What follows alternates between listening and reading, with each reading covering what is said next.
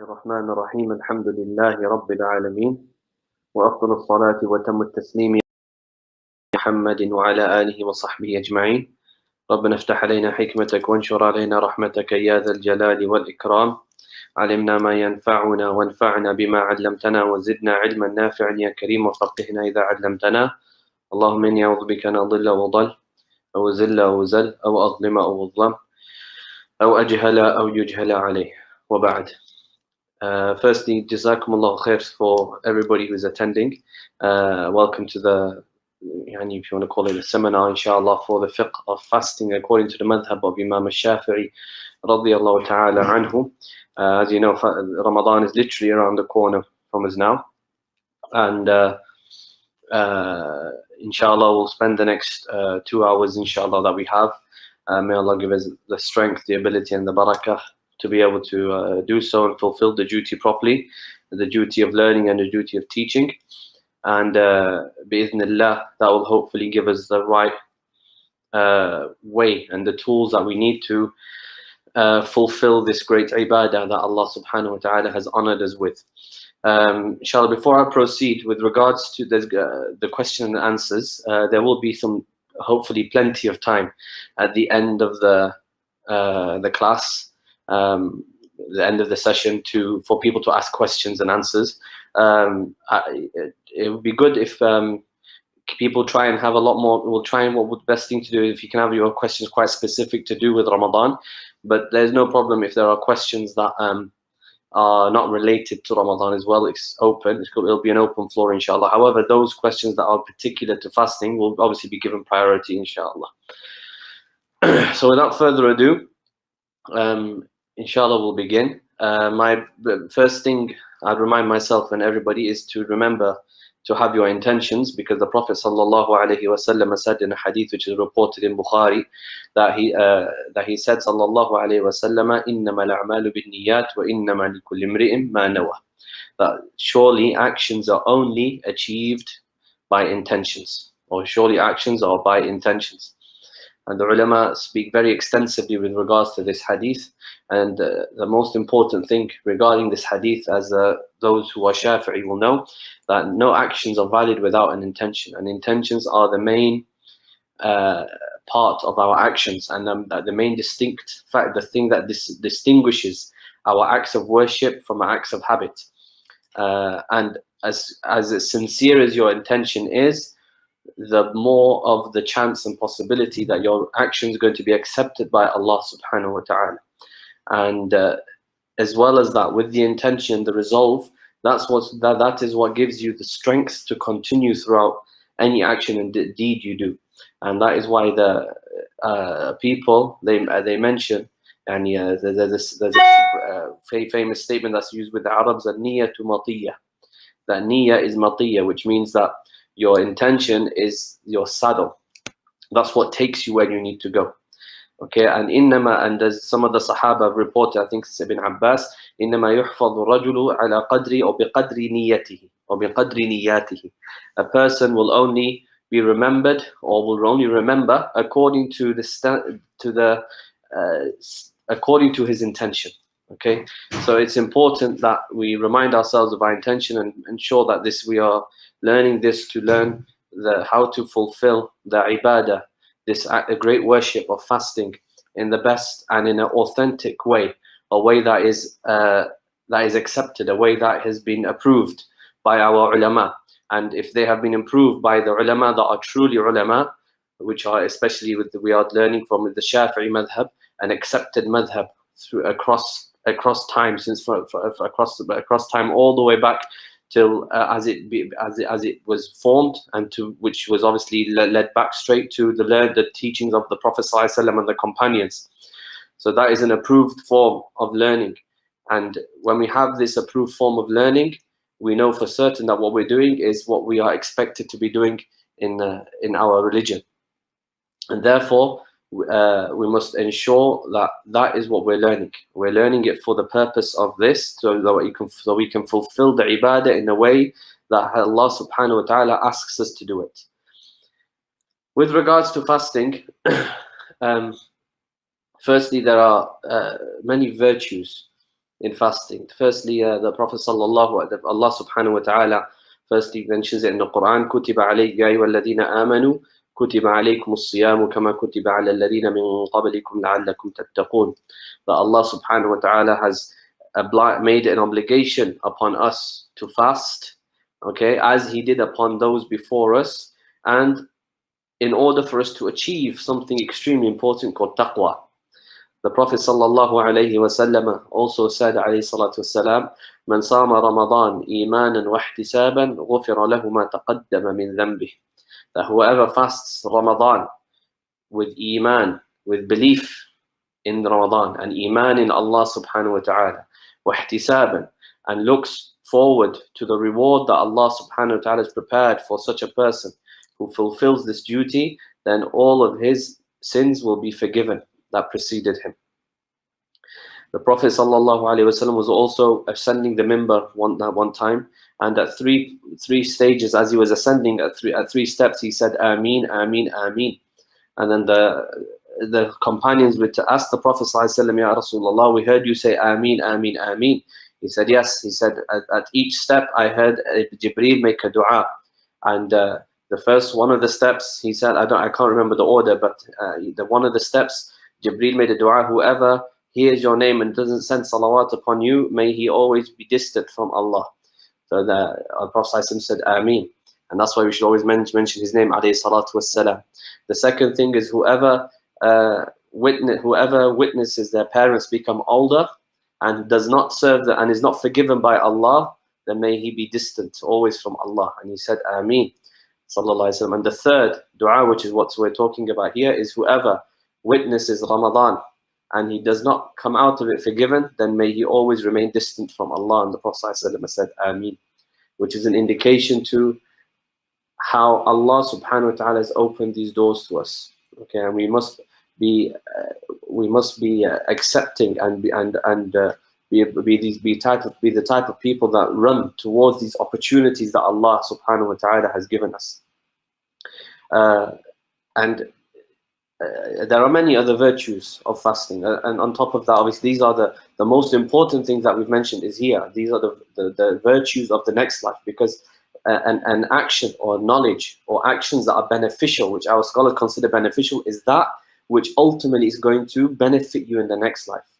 Okay, and that's what's important. And regardless of this benefit in this world, if something has a benefit in this world, there's no doubt that you can benefit from it. However, the the thing that ultimately decides whether this action is beneficial or not is its benefit to you in the next life. And that's what's extremely important for us to bear in mind. Okay, and there's another hadith which the Prophet sallallahu alaihi wasallam said. He mentioned that when the person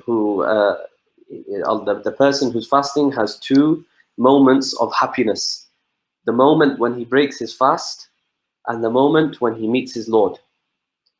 And when we just stop and very ponder and think about this hadith, that the Prophet ﷺ has told us that this is a moment of happiness for this person. And then when we think about the rulings that Allah subhanahu wa ta'ala has made for us, and one of them is fasting, which is an obligation, something that we must do upon each and every single individual. It's an obligation to fulfill. When you think about it in this way, think of obligations as burdens on us. Oh, we have to do it. We have to do it. And there's no doubt that there is some form of difficulty. And that's why it's called in Fiqh, or the term in Arabic used for duties are called taklif. There is some form of difficulty attached to it. Of course there is. However, the person who keeps up with such a thing, that difficulty or bitterness that they may witness begins to taste sweet to them. And this is what Imam al-Haddad rahimahullah mentions in his counsels, Nasaih ad-Diniyah. In addition to that, here the Prophet ﷺ has told us that this is a moment of happiness for the person who's fasting.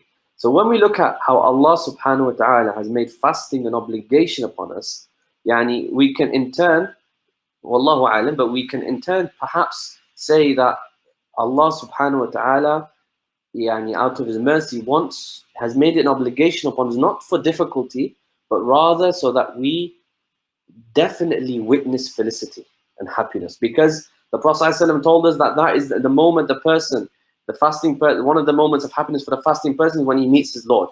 And Allah has made an obligation for us to fast so that we definitely meet him in a happy state.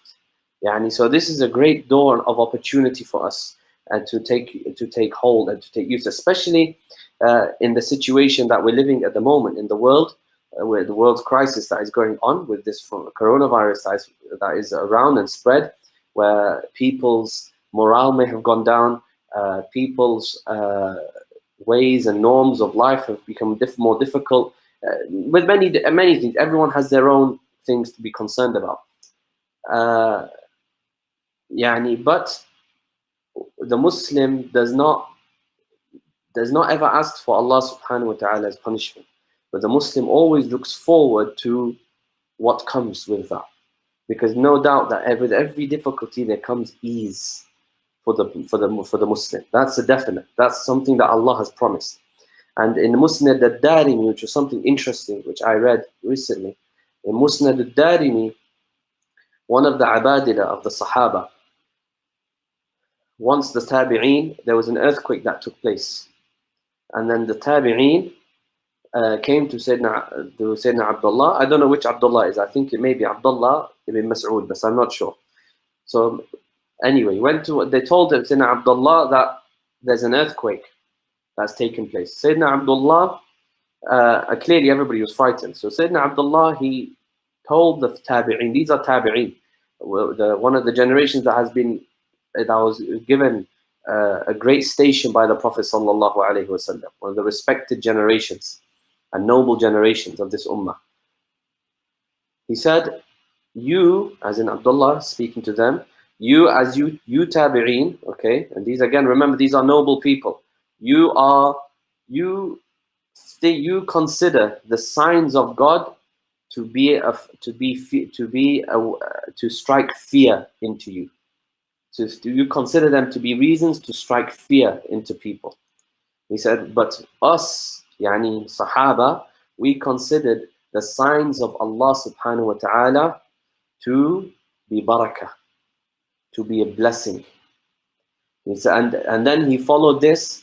Why did he say that? And then he followed it with the story about when the Prophet sallallahu alaihi wasallam, water came through his fingers, blessed fingers, sallallahu alaihi wasallam, and water poured through there, and they began to drink from it. And this is a sign. And Imam al-Darimi, he put this in the section that was speaking about the mu'jizat, the miracles of the Prophet sallallahu alaihi wasallam. So, yani, the world is looking at this coronavirus in one way. As a Muslim, we need to have a look at it in a different way. And we need to consider it in a different way. This has been sent by Allah subhanahu wa ta'ala. This has been sent as a reason for people to turn back to Him, subhanahu. Allah doesn't send these for no reason. And when we look at it in this fashion, we are positive in our approach. And on top of that, we will make sure we reap the benefits that whatever we can, such as being isolated in the house. This isolation was something that the righteous people loved. This was the best thing that they ever wanted. Yani. And sometimes we need to look back at ourselves as human beings, yani, as Muslims. When we are busy and so on and so forth, we don't have time. And now we have time, we still may not be doing what we're supposed to be doing. Anyway, moving on to what we're talking about today, fasting. I'm going to, inshallah, be talking about it in 4 different types of areas. The first thing we're going to be looking at is the establishment of the month of Ramadan. The second thing we're going to be looking at are the integrals of fasting, and the conditions of fasting will be the second and the third. Then we'll look at the fourth thing, which is the invalidators of fasting. And then the fifth thing I'm going to just perhaps maybe throughout the whole thing, we'll look about some contemporary matters as well. And finally, we'll open it up for questions and answers, inshallah. I have a document, okay, that is not mine. It's from I've done the translation and the notes. This is a translation of Al-Yaqut al-Nafis, okay. It is still a working translation at the moment, and it's not completely finished. But I'm going to use this as something what we're going to be talking about, inshallah, and working in accordance to that. So In terms of establishing the month of Ramadan, and again, I would like to remind everyone that this is obviously in line with the madhab of Imam al-Shafi'i, the school of Imam al-Shafi'i, the jurisprudence and the principles of the great Imam al-Shafi'i and the scholars of that school. So the establishment of the month of Ramadan. The month of Ramadan, as with every month, okay, is established originally by the sighting of the new moon, which is, it's because the Islamic calendars are lunar calendars, and we establish the beginning and the end of each month by sighting the crescent moon, okay, and that is how what we call the hilal in Arabic, and this is a communal obligation upon the Muslim community for there to be people who know the science behind this, know what to look for, and to go out and actually put some effort into witnessing and looking at the moon, finding the moon, the new crescent. And that is what's going to establish the beginning and the end of each month. And that is why the Prophet ﷺ said in a hadith, صُومُوا لِرُؤْيَتِهِ وَأَفْطِرُوا لِرُؤْيَتِهِ. Begin your fasts when you see it, and break your fasts, i.e. stop Ramadan when you see it, i.e. the crescent moon, the new moon, the hilal. Okay? Now, that is the general agreed upon understanding. And Ramadan is slightly different to the other months in that each month usually you require 2 witnesses, and 2 witnesses what we consider to be people who are have the standard of what we call testimony. Okay, so and what that means is that not just anybody can come in front of a ruler or whatever and say, I saw the month, I saw the moon. No, there are certain characteristics and qualities that each individual has to have in order for us to accept their testimony, because it's a testimony here. And amongst them is the male. Second thing, that this is in front of obviously a Muslim ruler. Okay, they need to be male, they need to be trustworthy, upright, they need to not be known for committing sins outwardly, and there's quite a lot, and I don't want to go into too much detail. Normally we need 2 for each month. For Ramadan, however, we only require one for the month of Ramadan in order to be safe. So it requires one person to sight the moon, and then once he has sighted the moon, for that individual, this is important for you to all bear in mind here, because Ramadan, we have the establishment of it on a personal and individual level, then we have it on a communal level. Okay, so there's a difference between them. So once this person has seen the crescent moon, for now this individual, it's an obligation on him to fast tomorrow. Okay, regardless of what the whole world is doing, and regardless of what his family is doing, regardless of what the ruler is doing, for him he must, because he has seen it now. Okay, now for him now, if he goes and tells other people, all right, if those people believe him, okay, then they fast, they must fast. If they believe this individual, they must fast. Okay, however, in the Shaafi'i Madhab, the people that he tells cannot extend beyond a certain area, what we call a locality, and that locality is what we call a matla', and that matla', because we base it on matla' sighting, which is approximately where it is 120, or we can call it 121 kilometers, meaning a radius of 121 kilometers from that place. So if a person is living within an area, so anybody within the radius of 120 kilometers, he mentions these issues too, okay, then he's considered to be, he'll have to listen to him if he believes him. Okay, if he doesn't believe him, then he doesn't have to follow him. However, if this person goes to a Muslim ruler and he informs the Muslim ruler that he has seen the new moon, and he does it in a certain way, and the Muslim ruler believes him, and this person fulfills the qualities of a person who can give testimony, then once the ruler issues the judgment after he's made his own checks, then it becomes an obligation upon everybody who's under the rule of this ruler within that radius. Okay? What does that mean? Yani, let's imagine that there's a Muslim ruler who rules the whole world. Okay? Yani, who rules the whole world. If the ruler issues a ruling, then it will be an obligation upon everybody within the radius of 120 kilometers. Beyond that, it's not an obligation upon them until they see it. And this is an important principle of the Shaafi'i school, that we base it upon local sighting. And I've explained what I mean by local. Local doesn't mean city to city to city. It's a 120 kilometer radius. Okay? Now, let's apply it to practicality in the UK. Muslims who live in the Muslim countries like myself, we have our rulers, which are Muslim rulers. Once they give a ruling, that's it. Yani, unless there is, once they pass the ruling, it's their job to make sure they do the checks. And if they've issued the ruling, then we follow what the ruler has said in our vicinity. However, those who don't have Muslim rulers, like people in the West, what do? They obviously will have people who will do these things for them, who will go and see the moon. If you personally, now as I mentioned, if you've individually seen the moon, you must follow it, if you've seen it. However, if you haven't, then it's going to be based upon what people tell each other. If you believe what a person has told you, then you follow it.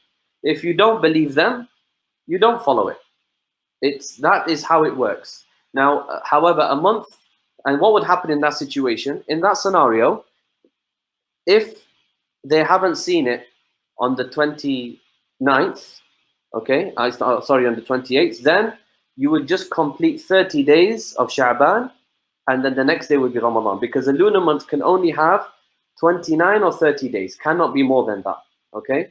So, if you don't see it on the 29th, that means and you haven't heard anything from anybody within that radius, then you would go finish 30 days, and then the next 30 days of Sha'ban, the next day would be Ramadan for you, okay? That's the first thing. As for this issue of global sighting, there is an opinion in our madhab which allows this, okay, but this is not the madhab of Imam al-Shafi'i, okay? This is not the fatwa position of the Shafi'i madhab. However, there is nothing wrong with an individual if they wish to follow this opinion of global sighting, but they must know what it is. And global sighting, it's basically once a sighting has been made and the ruler in a Muslim country, regardless of where it is, Saudi Arabia, Pakistan, wherever, as soon as they have issued a ruling, you must follow that. Once it has been issued by a Muslim judge and Muslim courts, and they've issued it, that must be followed. And then there's no such thing as anybody who then begins to bring a claim against another judge or a government, they need to base it on solid proofs, okay? You can't just say because they are this sect, we don't accept it. Just because they are this, we don't accept it. No. If they are Muslim, Sunni especially, then in this situation, you accept what they say, okay? And as I just mentioned, this is not the Shafi'i school. There is an opinion in the Shafi'i school, and this is the opinion of the other madhahib, some of the other madhahib. And this especially could be important for people who have communities and families that are built upon these principles in order to not perhaps cause a division. There's no problem. However, I want to emphasize one extremely important point. For one part of the world to start Ramadan at one day, and another one to start on a different day, or one part of the world to start, some Muslims to celebrate Eid on one day, and another set of Muslims to celebrate it on another day, there is absolutely no problems with this, and this is not considered to be disunity. And I'm going to emphasize this extremely. In fact, to force the whole Muslim world to fast on the same day, and to break the fast on the same day, to have Eid on the same day, this is disunity. This is ignorance, and this is, if I were to be fair, this can also be stupidity, okay? Because in the time of the Sahaba, this happened.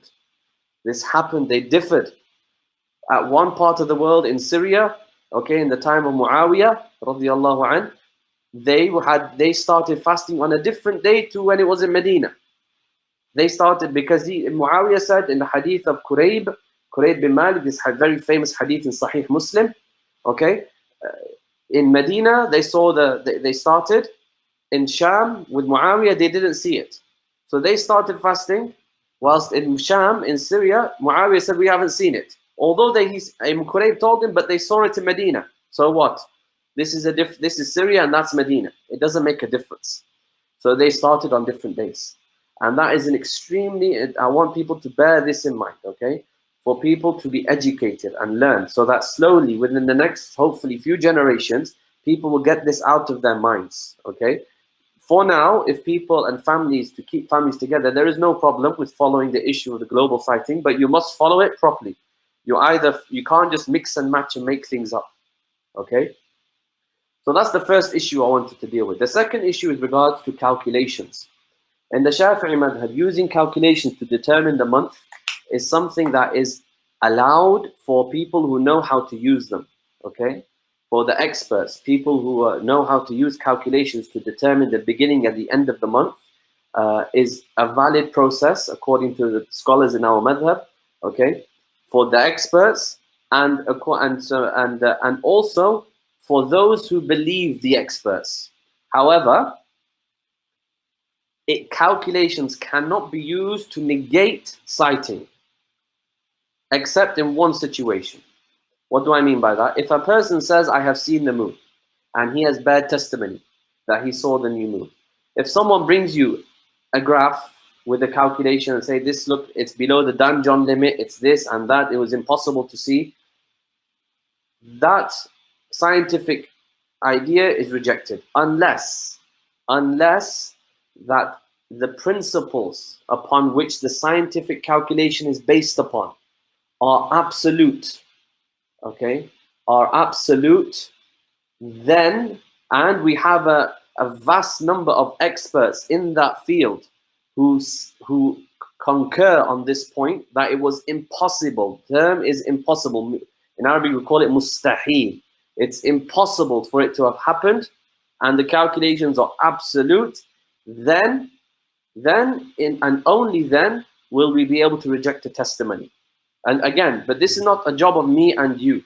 This is the job of the judges. In the UK, you don't have that. Okay, and I want to highlight something extremely important. At this time, people are going to start sending you graphs and start sending you images and saying it was impossible to be seen here and it was impossible for them to see her here. It was those graphs are not absolute. And there are various equations and various ways of working it out, but the important point you need to bear in mind that those graphs are not absolute. Yes, sometimes they can be absolute, but that needs to be checked by experts. Not for me and you to receive this and say, look, Saudi Arabia has seen the moon this time, and again, it's impossible for them to see it. This is ridiculous, okay? This is nonsense. Unless this was seen by experts, and a great number of experts, and they agree that these calculations that were used clearly say it was impossible for someone to see it at the time and the place and according to the conditions and environment. There are many things in play, okay? When taking all of these variables and factors into consideration, it was impossible for them to see it. If they say that and a number of them say it, fine. But if they don't, the eyewitness account remains, okay? So that's the first thing I want us to understand, establishing the month of Ramadan. And that is how it's established. As I mentioned, it's established on an individual level via witnessing the new moon yourself, or if someone tells you and you believe them, or someone uses calculations and you believe them, an expert and you believe them. So you can, on an individual basis, you can believe that, okay, and follow it. But you must believe it. You can't just follow something you don't believe. And on a communal level, on a level in terms of the community, it can only become obliged on a community if a judge, a Muslim judge, issues a ruling based on a testimony. And that's another important point, is that a Muslim ruler and a Muslim judge cannot issue judgment based upon calculations. That's only on an individual scale. As for a Muslim ruler must only issue judgment and state that Ramadan has entered or finished based on eye sighting only. Okay, cannot base it on calculations regardless. Period. Okay. So once the judge or the Muslim ruler has issued it, then the Muslims within, as I mentioned, that radius and under his jurisdiction must fast. Okay, and that is in that situation. In the West, people living in the UK or in America or Canada or whatever, there's going to be no such thing according to the Shaafi'i Madhab as an obligation upon all of you to fast on the same day. This is not going to be the case. Okay. Now, that's the first thing I wanted you all to understand with regards to the establishment of the month of Ramadan. Okay. If we look at the document now, I'm going to be going into some of the conditions for someone to be fasting. Okay. Conditions for people who fast. Okay. So there are the conditions for when does it become an obligation upon a Muslim to fast. First and foremost, it is Islam. The person must be a Muslim. Okay. A person must be Muslim. If they are not a Muslim, they are not obliged to fast in the sense that they have to do as Muslims do. However, according to the Shaafi'i Madhab, non-Muslims will be taken to account for also not fasting on the Day of Judgment. Not only for being a non-Muslim, but also for not fasting. And what's the evidence? This is because Allah subhanahu wa ta'ala says in the Quran, مَا سَلَكَكُمْ فِي سَقَرٍ قَالُوا لَمْ نَكُ مِنَ الْمُصَلِّينَ وَلَمْ نَكُ نُطْعِمُ الْمِسْكِينَ. That Allah says to them, what is it that brought you to Saqar? Okay, Saqar refers to a hellfire or a place in the hellfire. And they say, i.e. the kuffar, they say, we did not pray and we never used to feed the needy and the poor. Okay, and the scholars interpreted this to refer to, the Ash'ari scholars interpreted this to mean that not only will they be punished for being kafir, but also for not praying and for not paying zakah, and it'll increase them in punishment after punishment after punishment. Nas'Allah salam wal afiyah. That's the first thing. The other thing that's important about this condition, although they are non-Muslim, a Muslim is not allowed to feed them during the days of Ramadan. Understood? Yani we are fasting, a non-Muslim isn't fasting. Can I give him food to eat? No, you cannot. Okay? You cannot assist them in eating or drinking during the days of Ramadan, during the time when you're fasting. Why? Okay, they don't have to fast, but they are still obliged to fast. If someone say, okay, how are they going to fast if they're not Muslim? Tell them to become a Muslim and then they fast. It's as simple as that. Well, it's simple to say it, yani, but practically perhaps not simple. However, it's important a Muslim cannot feed them during the hours of fasting. The second condition, the person must what we call be religiously responsible, what we call mukallaf, taklif. And that is someone who is baligh and aqil. Baligh means someone who is adolescent, or not adolescent, sorry, has reached a stage in their life whereby they are now considered to be an adult in terms of Sharia. And this is not at a certain age. This is according to what happens in their body. So from the age of 9 up to 15, if a boy or girl witnesses any form of sexual dream or whatever, and due to that they release any form of anything from that, then that will be considered as the sign of when they are now an adult, what we call baligh. Okay. If for the girl as well, in addition, if she sees any bleeding from this point, okay, any bleeding from this point, this should be considered menstrual blood, and then she would have to she become baligh. However, if they don't see any of these two signs, boy or girl, from 9 to 15, then once they reach the age of 15, they'll be considered to be adult. Then aqil, they must be sane. The ability of the person means that someone actually has the ability to fast. Okay, so what we are referring to is someone who has physically got the ability, so they're not old, okay, very old, so they're going to have a problem, or they have an ability such that there's nothing preventing them from fasting. So for example, if a woman is menstruating, she doesn't have the ability to fast because she's menstruating. So therefore, she would not be fulfilling this condition. So someone must have the physical ability and the ability that's given to them by the Sharia. The fourth issue is health. They must be healthy. Okay, and what we mean by healthy is if a person, which I've mentioned over here, someone who's afflicted with an illness and fears that by fasting the following may be at risk, any one of these may be at risk, then they will be permitted to break their fast, and in some situations they'll have to fast. So firstly, if they fear for their life, okay, if they fear for their life, okay, in that situation, of course, if someone fears for their life or they think they're going to die, if they fast, then they then they shouldn't fast, or they must break their fast. If they fear by a loss of a limb, or if they loss of a function of a limb or something else in the body, they feel there's going to be a worsening of an illness. And an illness, we mean something that's actually an illness, not like a headache, but something that there is severe difficulty attributed to this illness.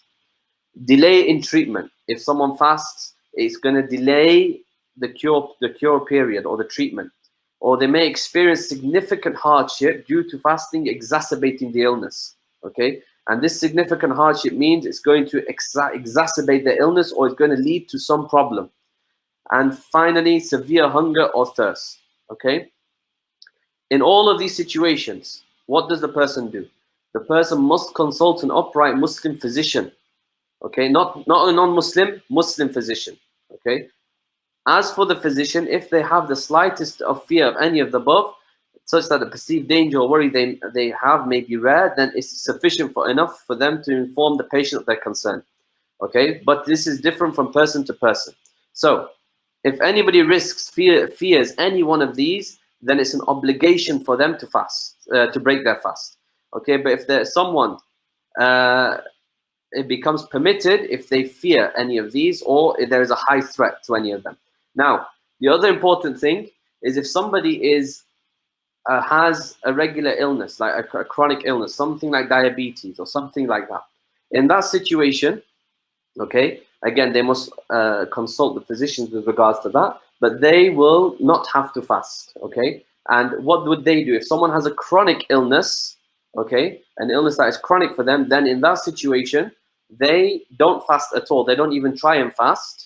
They don't fast at all, and they would not even make qada, but they would have to pay for every day, what we call a mud of food for every day that they have missed, okay?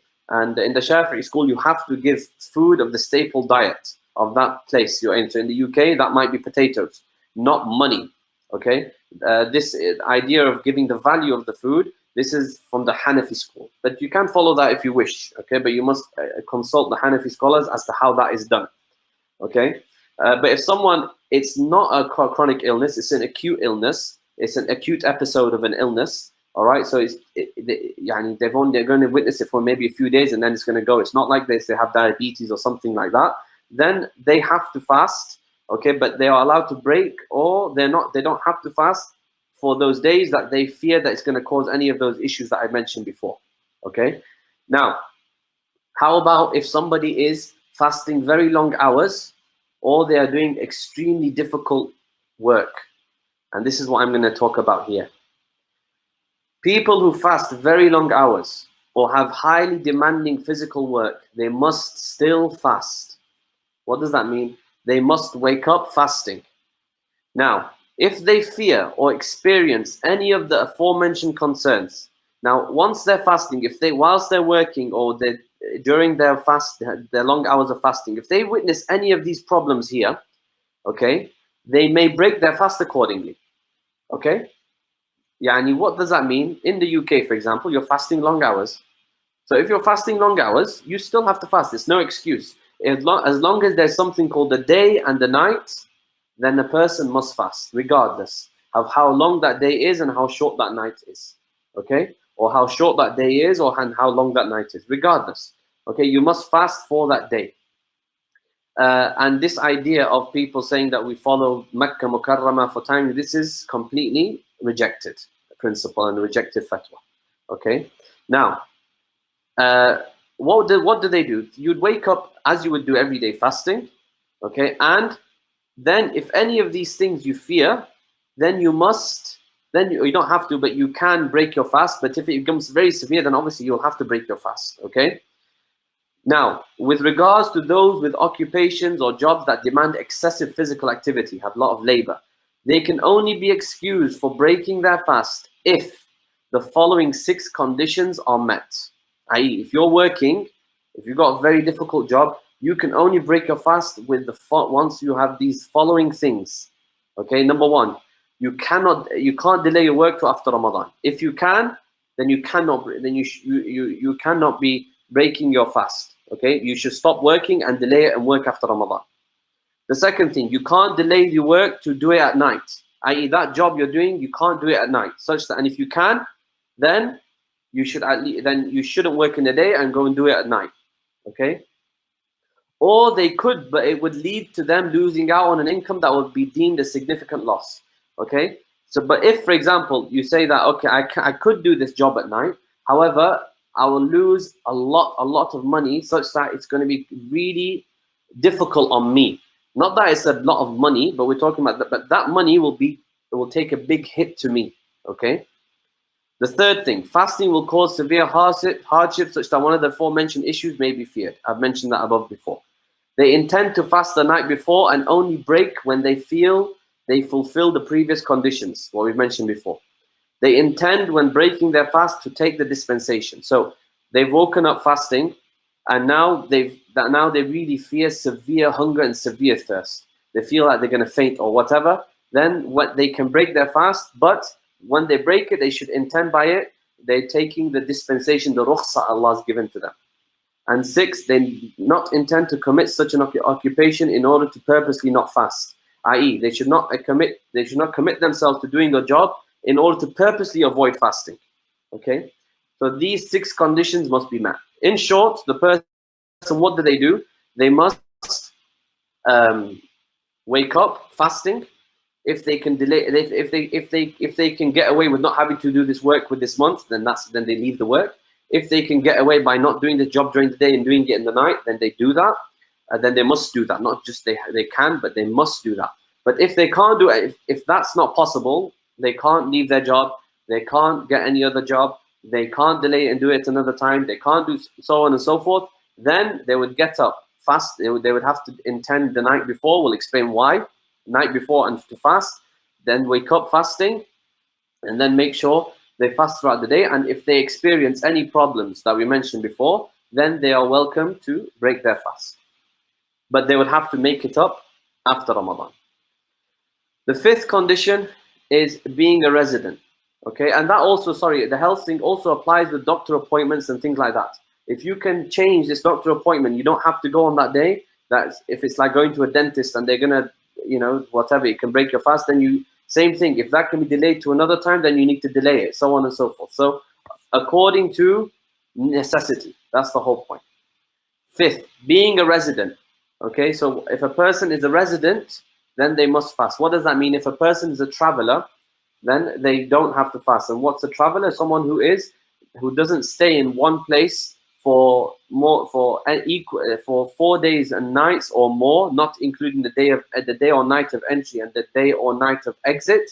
Okay, that is considered to be a resident.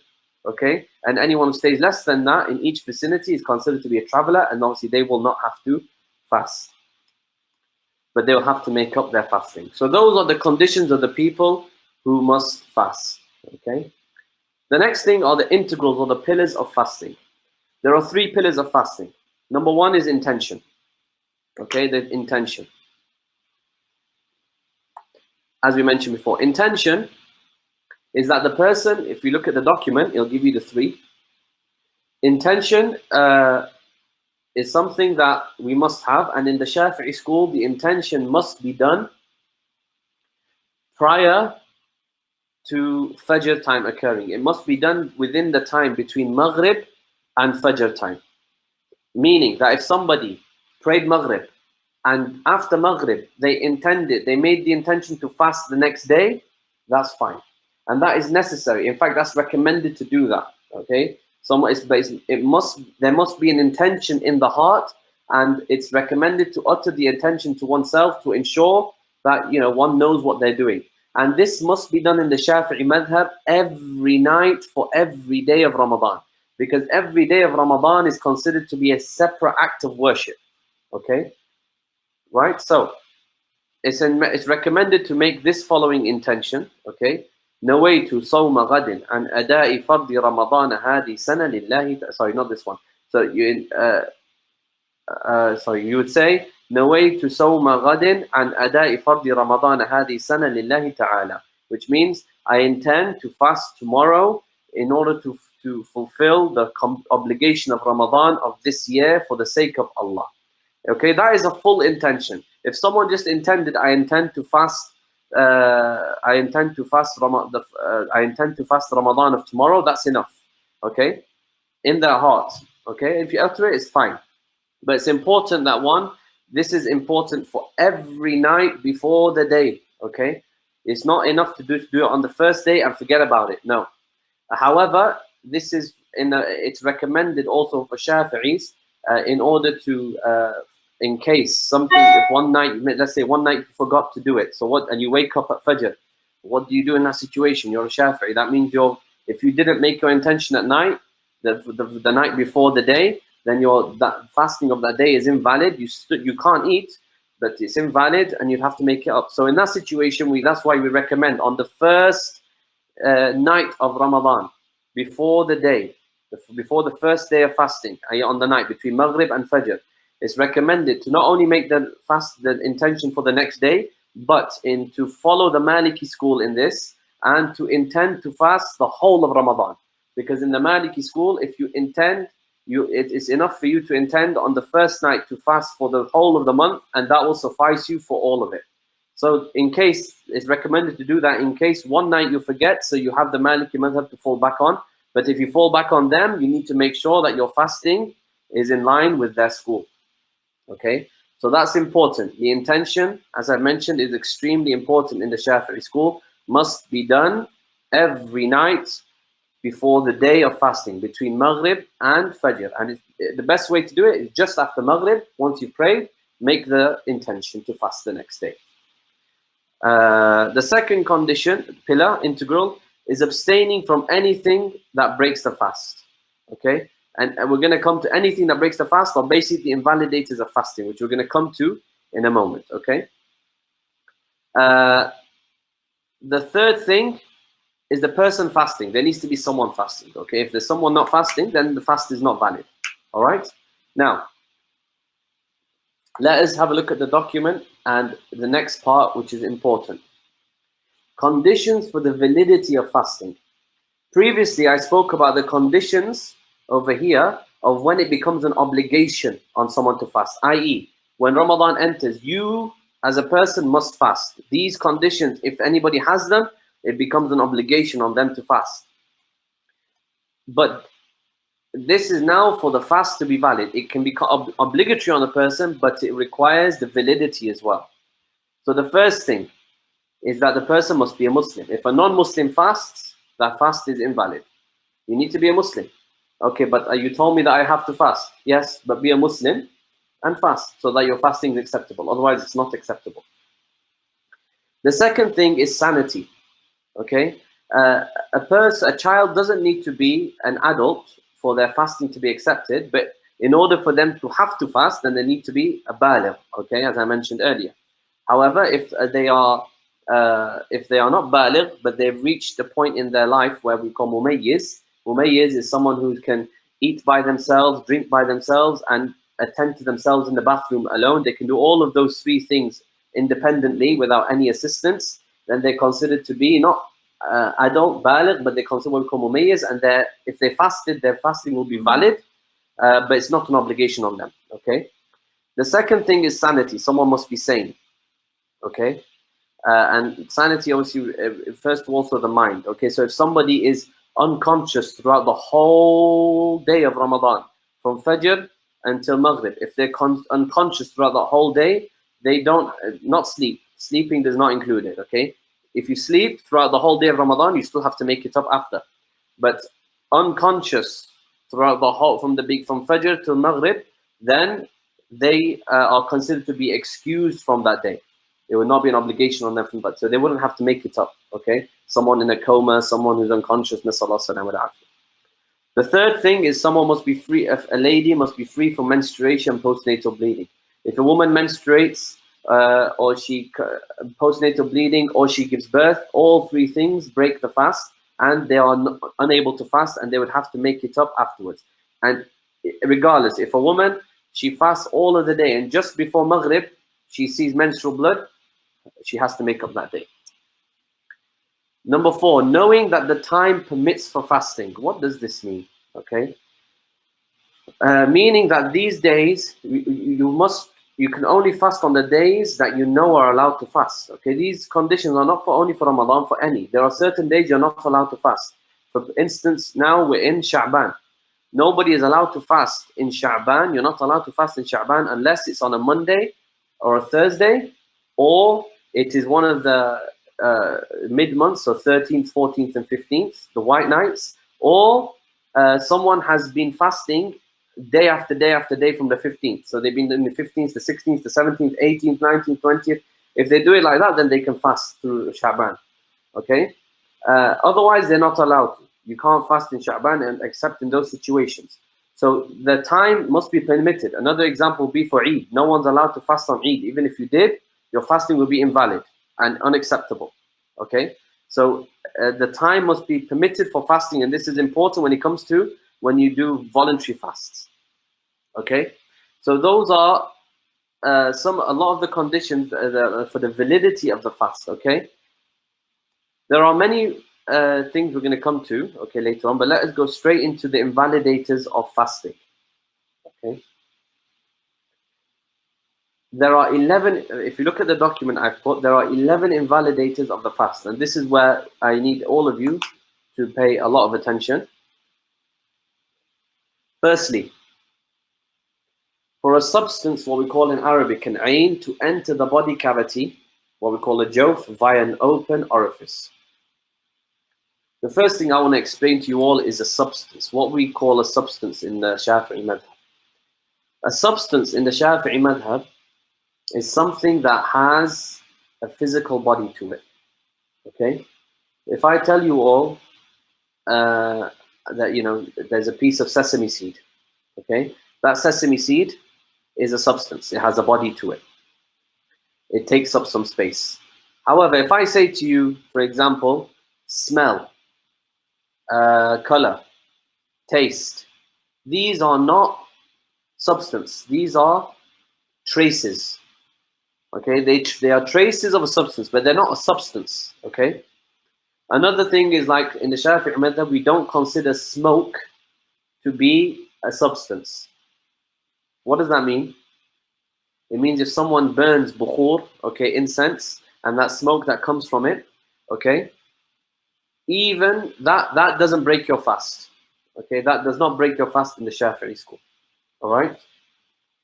That is a substance. Now, this brings us on to an issue, contemporary issue is, for example, when it comes to inhalers and asthmatics. Okay, for asthmatics, the inhalers, and my experience is in pharmacy as well, so I know what I'm talking about when it comes to medicines.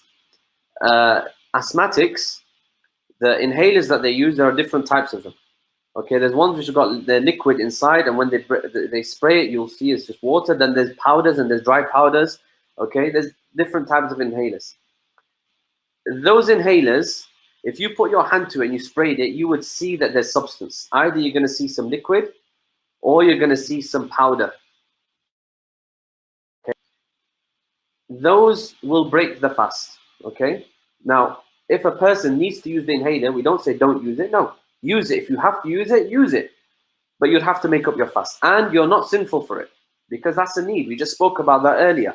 That's a necessity. Your health is at risk if you don't, so do it. But if this is someone's having some, asthma, it's acute, okay, it comes and goes, episodes. But if someone has a chronic issue of asthma, then yes, this will break the fast, okay? However, if someone uses something, and this is perhaps maybe a loophole for people who are asthmatic. If you have something what we call a spacer is where an asthmatic gets their inhaler and they put it in, like if you see this bottle I have, it's like something like this. Some of them are big and small. they would spray it into a bottle, okay? What it will do, that it will disperse, and that spacer is used to help the person inhale, because it requires technique when you're using an inhaler. If they use a spacer, that won't break their fast.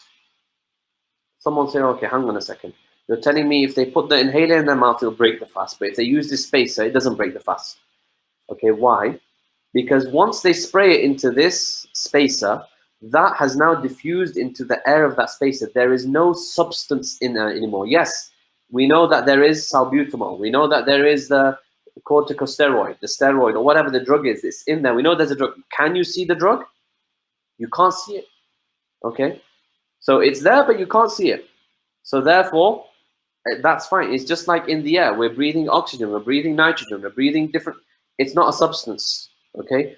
Gases are not substance in that situation in the Shaafi'i school.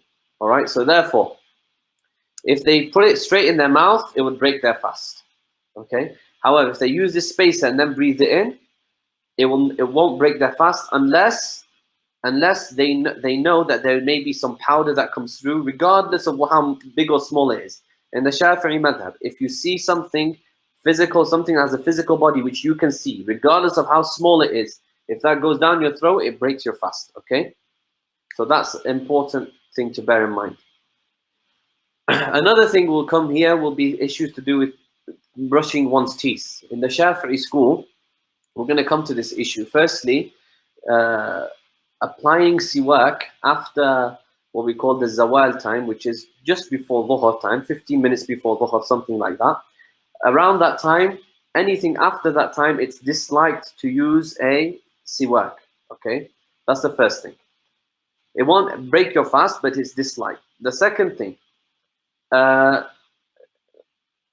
with the siwak, even if someone uses their siwak, let's say before and between Fajr and that time, if they use it, and let's say they pull out their siwak, and that siwak has some of their spit inside it, or saliva, that saliva that has been taken out of their mouth and now onto the stick, okay, or the toothbrush, is now considered to be a foreign body. If they put it back in their mouth without washing it, okay, and they swallow their saliva, that will break their fast. Okay, so you have to bear in mind this issue. Now, in terms of toothpaste, firstly, in the Shaafi'i school, it's disliked to put toothpaste in your mouth when you're fasting, regardless of whether it's in the morning or later on. Why? Because this is not a necessary item to be in the mouth. Okay, just like it is for anything, it's disliked to taste food, even though it doesn't break your fast. To put it on your tongue to taste for saltiness, it's disliked unless there's a need. The same thing goes for toothbrush. Okay, someone will say there's a need for the smell. We're going to come to this later. The smell of the person, this is important. Yeah, the scholars, they say if a person, and the reason why it's disliked to brush your teeth after zawal is because the Prophet ﷺ said in the hadith that the smell of the mouth of the person fasting is more beloved to Allah than the smell of musk. And when you use a toothbrush or whatever you do to remove that smell, that you're removing something which Allah loves. So that's disliked. Okay, it's not haram, but disliked. Okay, and this goes for anything. If you put anything in your mouth which doesn't need to be there, it's disliked. Okay, because it shouldn't be there, and there's a possibility of you swallowing it. Now, using toothpaste. If someone uses toothpaste, firstly, I said it's disliked. So, if it's disliked, if anybody accidentally, forgetfully, no, not forget, if someone accidentally, even if they put it in their mouth and they accidentally swallow it, their fasting has broken, and they would be sinful for that as well, even if it was an accident. Okay, because they shouldn't have put it in their mouth in the first place. Okay. The second thing is, now, if they have brushed their teeth and they haven't swallowed anything and they spit it out and there's nothing remaining in their mouth except for freshness, if you want to call it, there may be a feeling of freshness, but if you were to look inside their mouth, there would be no residue of anything. You won't see any toothpaste. Okay, their fasting is fine. However, I would say for people to exercise precaution, because I know of a doctor who's a faqih as well, and he has said to me that the in the mouth and the throat, that it's an involuntary thing that happens, a mechanism in the mouth and the throat with saliva, automatically and involuntarily it comes up and down the mouth and the throat, okay? And you won't notice that it constantly does that to keep the mouth, and you stop getting dry. So if that's the case, okay, and that's why they said it will break the fast regardless if anything falls down the throat. If that's the case, okay, and if that is exactly what is being said, then obviously it will break the fast, okay? But this is based on what you know. If you know and you believe this is the case, then it will break your fast, all right? Otherwise, and it won't break your fast unless we know that this is the case. If this is the case, then it will break the fast. If we know that something has definitely gone down the throat, then it will break the fast of physical body. If it hasn't, then it won't break your fast. So I would recommend you all to exercise caution and precaution when doing this. That's what we call a substance. Second thing is entering the body cavity, which is the jawf. The body cavity is, I wonder if I can perhaps draw on this. I think I can draw on this, but I don't know. Maybe I can't.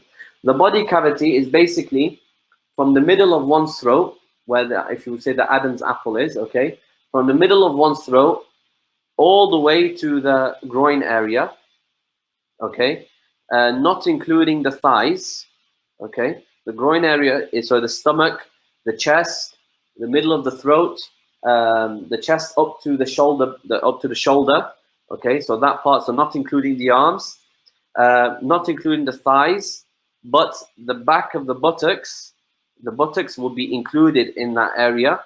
Anything that goes, that area is what we call the body cavity, okay. Now, and also, sorry, the other part is also the head, in the head, okay, inside the head, not the mouth, but the head, okay. All of that is considered to be body cavity.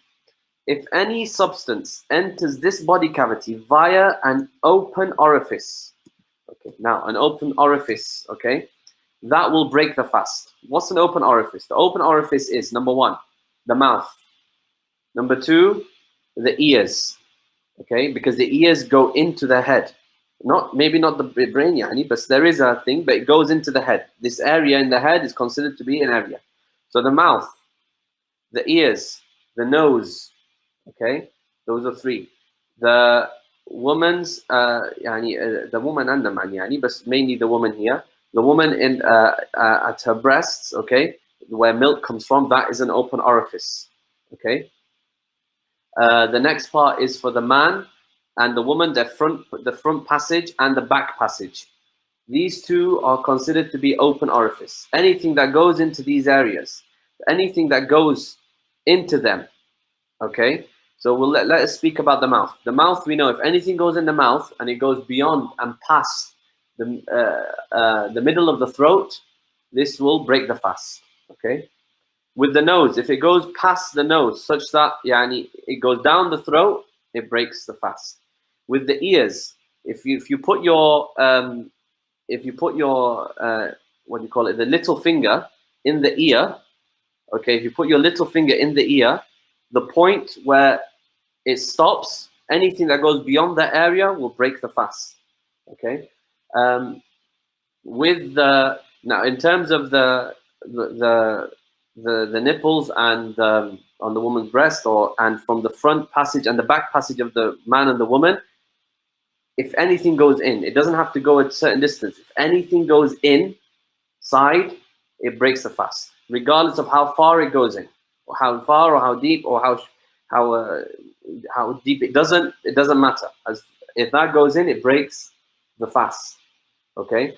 And the other important thing about this substance, regardless if that substance is nutritious or not nutritious, doesn't make a difference. The size of it, the nutritional characteristics of it doesn't make a difference, okay. So anything that goes into those areas from those passages breaks the fast, okay. This brings us on to the question of injections. There is a difference of opinion between the contemporary scholars and the Shaafi'i Madhab on this. However, from what I have personally been convinced with, with what has been mentioned in the books of the scholars and in detail, is the first thing is anything that is an injection that is in the skin, that doesn't go beyond the skin, what we call subcutaneous, which is just under the skin or into the fat.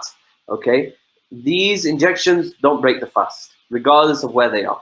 Okay, if, however, the injection is what we call intravenous, goes into the vein, okay, this does break the fast. Why? Because the veins, if you know in your arm, the veins go into the body cavity. So when you inject into the vein, that goes into the body cavity. So that breaks the fast. Okay, that directly travels, is considered to be an open orifice at this point. It directly goes in the vein and directly travels through the vein into the body cavity. If it's an intramuscular injection, which is an injection that goes in the muscle, depending on the depth of it, okay? Now, if it's an intramuscular one, that doesn't break the fast, okay? Why? Because although you're injecting something in, what happens to the drug or whatever's being injected, it doesn't go directly into the veins, it has to diffuse into it, okay? As for injections that go into the bone, then they break the fast, okay? Injections that go to the bone or injections that are very deep, they break the fast. So if someone who's diabetic and is allowed to fast, and doctors said it's okay for them to fast, if they do them injections, those injections are not very deep, so they do not break the fast. Okay, they are literally injections that are fatty and they go into the fat, and that is not a problem at all from that aspect. So that is one of the most important things here. Smoking, cigarettes, tobacco, and these type of things, they break the fast. But someone may say, okay, hang on, I said earlier that smoke doesn't break the fast. That is true. However, if you notice, when someone smokes something, you'll see that when someone's smoking, there is residue that is being pulled into the mouth. Okay, i.e. although there's a filter, that filter is supposed to filter it out, but that filter, you'll see, it changes color and there's residue that goes in that filter, which means that, does that filter everything? No. So therefore, and because it's going in the mouth, our scholars have said it does break the fast. Directly into the mouth, it breaks the fast, okay? Number 2 is vomiting. Vomiting breaks the fast, okay? Vomiting will break the fast, okay? Now, this is if it's purposely done, all right? But if it's not purposely done, then it doesn't break the fast. And as long as you don't swallow anything after it, all right? The next thing is sexual intercourse. This will break the fast. And what is sexual intercourse? This is when the head of the male organ, what we call the glands, that penetrates the female, okay, organ, that breaks the fast, okay, regardless if there's any form of ejaculation or not. The exiting of ejaculation fluid, what we call mani, semen, by touching with desire, okay? So the exiting, male or female, what we call semen, okay, or mani, what we call the sexual fluid, not the pre-sexual fluid, not the pre-ejaculation fluid, this is the sexual fluid. If that exits via touching and it's done with desire, it breaks the fast, okay? But if it's not done, for example, if this happens, someone wakes up and they've had a dream or whatever, and it caused semen to come out, that doesn't break the fast because that's not done by touching, that's done by thought, okay? And in terms of with desire, this is someone's intending that to happen, okay? That will break the fast. If someone is, for example, walking, and let's assume something just happened, even if they touched someone by accident and semen came out, but they didn't intend through that, then it won't break the fast. Or in the document I mentioned, all of the above things that I've just mentioned here, they break the fast if one did it with intent, choice, and knowledge of the act being prohibited. If they did any of those 4 things, okay, with knowledge, choice, and intent, and knowing that these are not allowed, then their fast will break. So what does that mean? If someone forgetfully eats something, all right, that doesn't break the fast. But there's a difference between doing something forgetfully and accidentally. Accidentally is when, for example, someone puts water, for example, someone is brushing their teeth, okay, and then it goes in their mouth. That's an accident. Or they swallowed it. That's an accident. That breaks your fast. But forgetfully is someone, he hasn't done anything, and he just goes and drinks a cup of water, not realizing at all, and then he remembers afterwards, that doesn't break their fast, okay? The fifth thing that breaks the fast is insanity. If someone goes insane, even if it's for a moment. The sixth thing is intoxication and loss of consciousness on purpose, even if it's for a moment. Seventh, intoxication, loss of consciousness for a whole day, even if it's not done on purpose, okay? Number 8 is apostasy, nasallahu salam and afiyah. If someone becomes a non-Muslim, then that will break their fast. Number 9 is if menstruation happens, that will break their fast. 10, postnatal bleeding, and 11, birth will also break their fast. Right. Let us just go back to the document and let's have a look at some recommended actions of fasting. So there are many recommended actions of fasting. Number 1, hastening to break the fast. Now, I'm going to discuss this in a little bit of detail. When we say hastening to break the fast, this means that the person must, when they hasten to break the fast, you can only do it once you're sure the time has entered. That's what it doesn't mean that as soon as you hear something that you go, no. You need to be sure the time has entered. Once the time has entered and you're sure about that, or you have enough confidence to believe that the time has entered, then you should be quick to do it then. Okay, this does not mean that a person should, even though they're not sure the time has entered, they just go ahead and break their fast. No, that's not what it means. That's not the sunnah. The sunnah of the Prophet ﷺ is once you have confidence and sure the time has entered, then you try and then you hasten to break your fast. Okay, now this principle about starting the fast and breaking the fast is important because there's something that Imam Ghazali said, and this is related especially to you people living in the West, okay, who have long hours of fasting and short hours in the night. In terms of fasting, the way based on my personal own research and discussion with other people and looking into how our scholars in our madhab have looked into these matters and speaking to some of my teachers as well, the idea is this.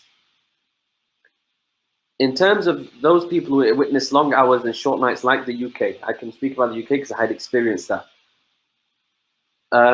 The way it would happen is this. You would, once the time, you don't have any problem with Maghrib because Maghrib does enter, okay?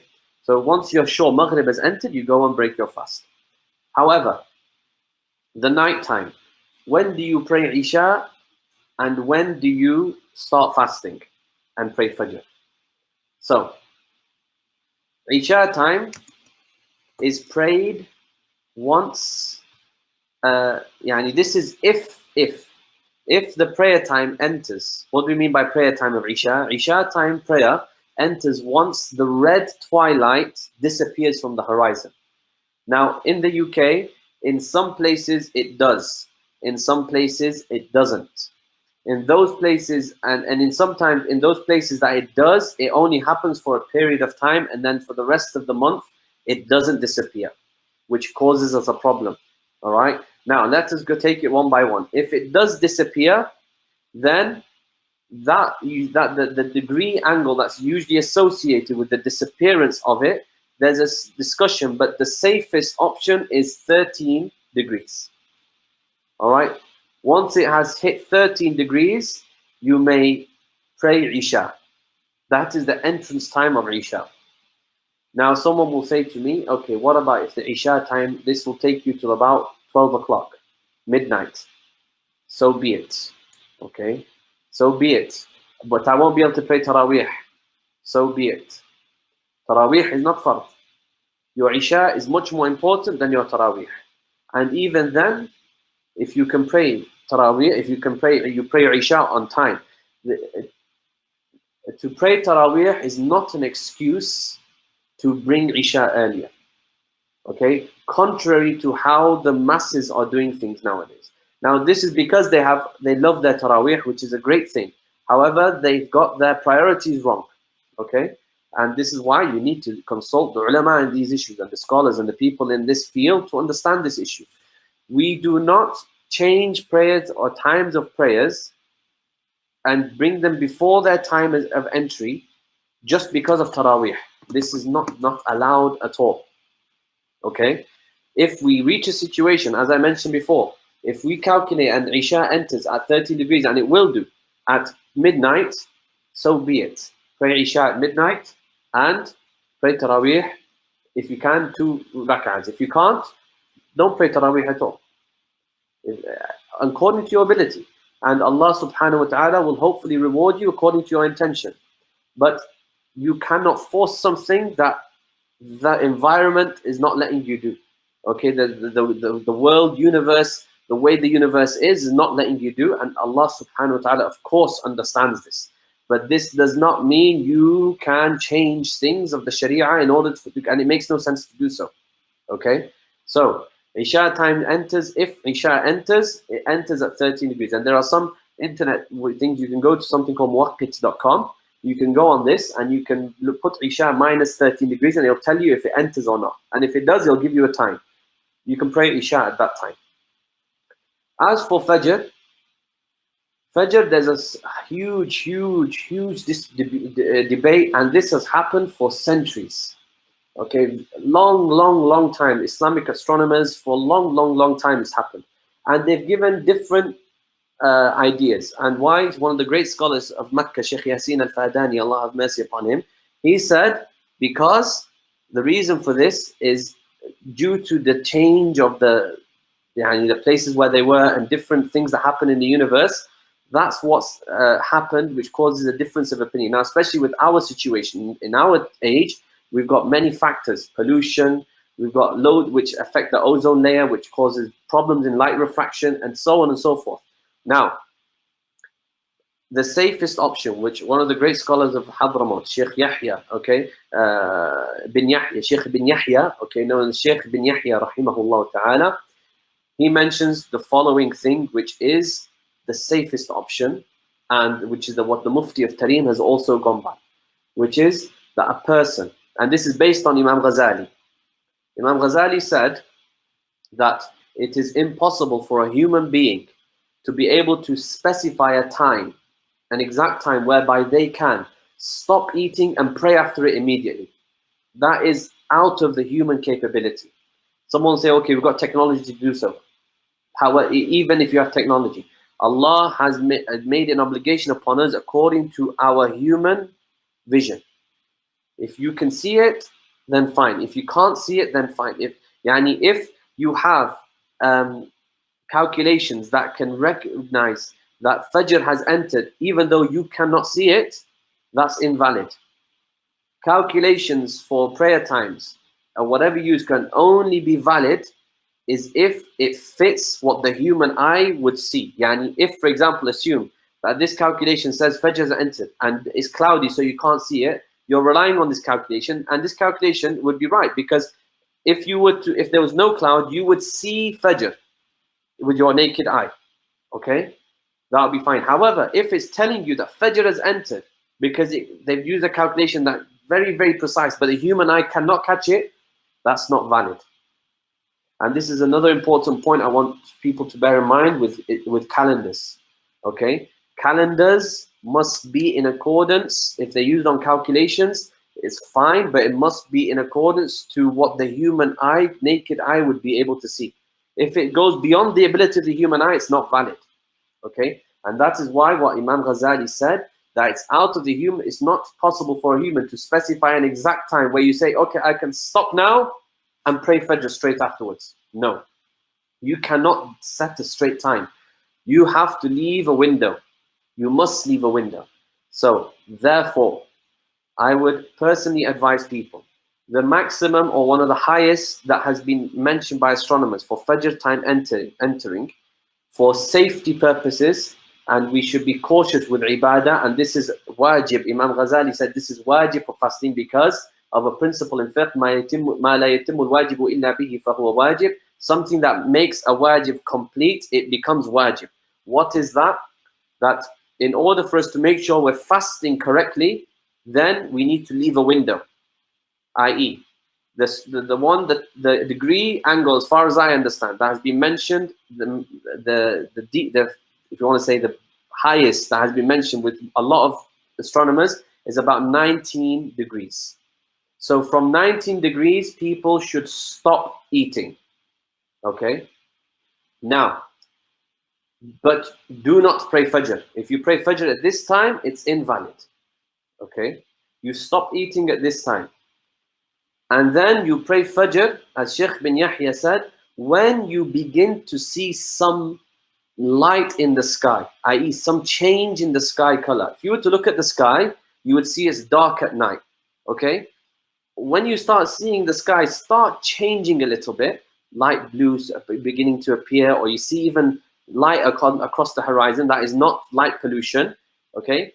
Then you may pray Fajr. And that is approximately around 13 to 14, around 14 degrees, okay? And you can use this muwaqqit, as I said, to look at that. And I think in the summertime, if I remember correctly, that's approximately around an hour and 40 minutes difference, and that's only because of the summer time. If it wasn't, if you were, for example, in Saudi Arabia, that's about a 30-minute, 35-minute difference, okay? And that is necessary. This is my own, I've come to this conclusion to be safe. And for fasting, we must be safe, okay? So, you need to break stop eating at a certain time, which I said was around 19 degrees, and do not pray Fajr until this time, okay? Because this is a time when it's certain, all right? When we know that Fajr has entered. You would rather pray Fajr when you know it has entered than praying it at a time when we know it's not entered. This issue of praying Fajr at 18 degrees, I don't agree with at all, okay? Because this goes against what Sheikh ibn Yahya in our Madhab said, okay, one of the scholars of Yemen, rahimahullah, that when you look at the time, at that time, you will not see any light. Okay? Now, someone may argue many different things, but the whole point is, fine, we may argue, but the principle, as I've mentioned, is based upon we need to be certain about what we can see in the sky. And prayer times, it needs to be available, present to the naked eye. It needs to be visible to the naked eye. If I cannot see it, I cannot pray it. Okay? So that's an important principle to bear in mind. And I really want to emphasize that, because I remember personally, when I was in the UK, some mosques, I was watching Fajr one time, and subhanallah, Fajr entered a long time ago, and some mosques, they had the suhoor time extend up to this point where Fajr had already entered and people were still eating at this time. This is wrong. Okay? Now, someone may ask the question now in terms of, what if people, this time's too long? You have a long time of prayer, long time of fasting, and short time. How can I can't stay up till Isha, it's too long, I've got work the next day. In this scenario, if a person truly, again, it goes back to what I mentioned before, if a person has work and they cannot change that work, they can't delay it to another time, they can't take time off, or so on and so forth, okay? Then in this situation, according to ability, if they feel extremely tired and extremely difficult for them, then in that situation, they may do the following, which is an opinion with some of the Shaafi'i scholars of health, is that this is only on an individual basis, not on a basis of a community, individual basis only, is that this individual, if they feel that way, that it's extremely difficult for them, and they cannot, and they need the rest, because otherwise they're going to get extremely tired and it's going to be difficult and bad for their health, then they may pray Maghrib and then pray Fajr pray Isha after it. Join the prayers, but they can only do this on a day by day. A day by day is different. You can't do it for the whole of Ramadan. No, it can only be done on a day by day basis, meaning we consider each day separately, and you would consider your circumstance and issue separately. All right. But that is there for that situation only, and it's only open for those people. Everybody else, no. If you have to stay, then sleep during the day. Make some time up during the day. Organize your time so that you can stay awake till Isha. Pray your Isha, go to sleep, and then wake up at Fajr. If you go to sleep at, pray Isha at midnight, go to sleep. Make sure you have your food before your Isha. Go to sleep and wake up at Fajr before Fajr time exits. By half an hour or so or something, pray Fajr and you're done. And that's going to give you at least good 4 hours, 4.5 hours. That's a good enough time to sleep. To at least get some sleep and then wake up and pray Fajr. And if you want to sleep afterwards, sleep afterwards. I don't see the difficulty in that at all.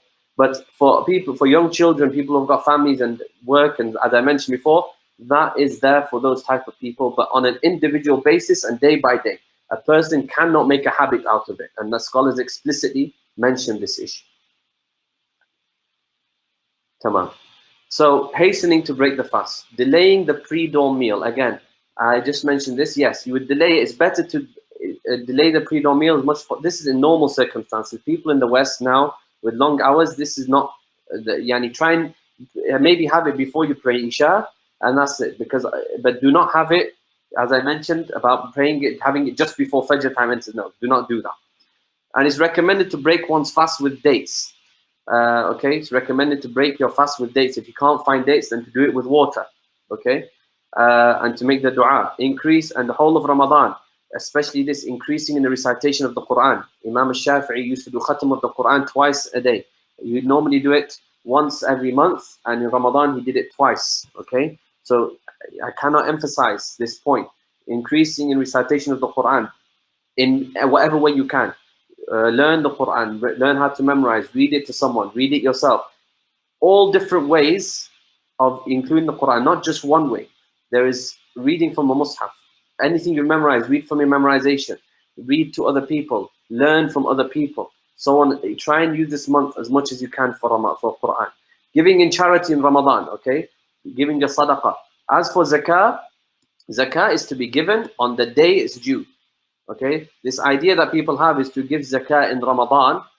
This is, yani, there's no problem if it's on the time. If your zakah is due in Ramadan, people who understand what I'm talking about. It's the chapter of zakah. If your zakah is due in Ramadan, then fine. If your zakah is not due in Ramadan, it's due in Sha'ban, it's haram for you to delay it to Ramadan. Okay, so no, you need to pay it in Sha'ban before it gets to Ramadan. To delay your zakah even a moment from the time it's due is haram. Okay, and to just say because I want more reward, no. However, you can pay if you would like. If you can make an for example, let's say you paid in Sha'ban and one of this year's zakah, you can pay it for 1 year upfront. However, your zakah date still doesn't change, and people don't understand this. You'll need to make sure you study this important a lot, because this is the people have a misconception of this. They think that Ramadan, they pay their zakah and that's the end of it. It's not the end of it. Your zakah has a specific date, and that happens by it's to do with your wealth. If it lands in Ramadan, then fine. If it doesn't land in Ramadan, then no, you can't just play and change your times as you wish. Okay, this is extremely important. The disliked acts while fasting. Okay, acts are disliked. If we look in the document, taking the water too far back during nose rinsing and mouth rinsing. So whilst you're rinsing out your nose and rinsing out your mouth during wudu, do not take it back. Only do it lightly. Okay, if you take it back and you swallow it, it breaks your fast. The tasting food is also disliked unless there's a need for this. Okay, if there's a need for it, then there's no problem. If someone's doing a tahniq of a child or something like that, then fine. But otherwise, it's not recommended. Cupping, disliked. Chewing mastic is also disliked because bits of it may go down into that area. And that really is what we consider to be issues to do with fasting. I've spoken about how we establish Ramadan. I've spoken about the integrals of fasting and the conditions of fasting. Fasting is an obligation upon, and I've also hopefully shed some light onto some contemporary matters with regards to fasting. The only other thing I would say, with regards to fasting, before I open it up for question and answers, inshallah, is at the end of take every day, as a form of what each day is a separate form of worship, and each day of Ramadan is extremely important. And take this as an opportunity to come closer to Allah subhanahu wa ta'ala. I know we may say this, but Ramadan is a great opportunity, and I mentioned those hadith earlier. This is a chance for you to really work and push as much as you can. Push hard, okay? According to your abilities, okay? As I mentioned before, Taraweeh is something great. Now, with the world we're living in at the moment, at the time we're living in, is a crisis. I don't think you're going to be able to pray Taraweeh in congregation. If you can, and if there's a possibility of praying it in where you are, because as I mentioned, if Isha is very late and Fajr is there, and so on and so forth, then in this situation, pray according to your ability. Taraweeh, yes, the sunnah is to pray 20 rak'ahs. However, you don't have to. It's not, the Prophet ﷺ never made it an obligation. Okay, according to your ability. And especially with the circumstances of the UK, with these long hours of fasting and short hours of the night, okay, with the prayer time being so close, then, being not so close, so being separate, but with the short night hours, then, according to your ability, it's not something, and this has been documented by the ulama. There's been documents about historical documents of the ulama mentioning that there's no Taraweeh and they didn't pray Taraweeh because it was just the situation that they were in when they were living in Russia and these type of places. These are the type of things that happened, and we have to understand that. And we need to educate our communities in these things. And people must understand that we do not change prayer times unless it's within the time. But we don't take a prayer time out of its time for the sake of Taraweeh. This is completely incorrect and completely invalid. Okay, so make sure, however, fulfill your day. You've got the whole day of Ramadan, and you've also got Laylatul Qadr. And again, i'tikaf is probably going to be a problem when this time, with the crisis that we're living in. Use this time to be at home and to isolate yourself and do your ibadah. Use this time for dua. Use this time to ask Allah subhanahu wa ta'ala to lift this difficulty from the ummah of the Prophet sallallahu alaihi wasallam, from the Muslims. Okay, ask Allah for this to be the case for the Muslims, to lift this difficulty from them and to allow us to see the barakah and the blessings of what He has given us. We are in many, many blessings of Allah subhanahu wa ta'ala, regardless of whatever situation we may be in. There are many blessings that Allah subhanahu wa ta'ala has given us, and amongst them is literally Ramadan being around the corner.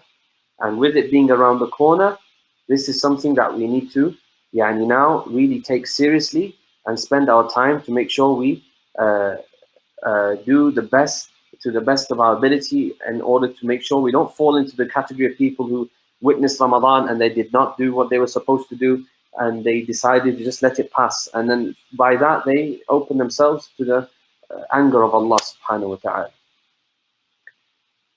So with that, inshallah, I will end my seminar, and inshallah, if there's any questions, I will have a look at these questions now, bi'idhnillah.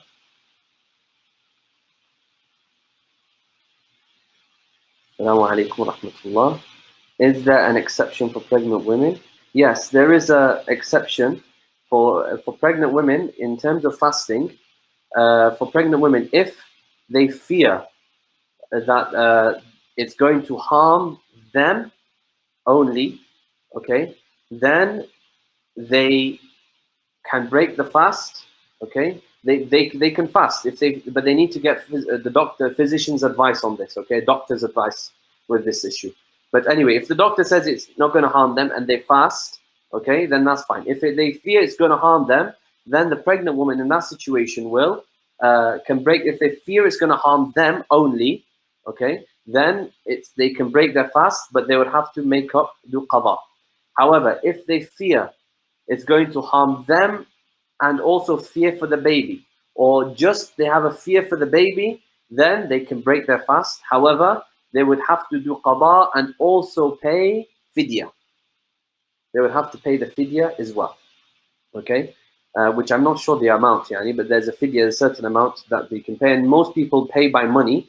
Most people in the Shaafi'i Madhab, as I said before, in the Shaafi'i Madhab, you have to pay by food, and food is the staple diet, and that is our position. And in the UK, it would be something like potatoes. And I know they like their mashed potatoes and chips, so that would be probably the staple food in the UK. But people don't usually do that, so there's no problem going to the Hanafi school and asking them what is the fidya and how would I do it, and take it from there.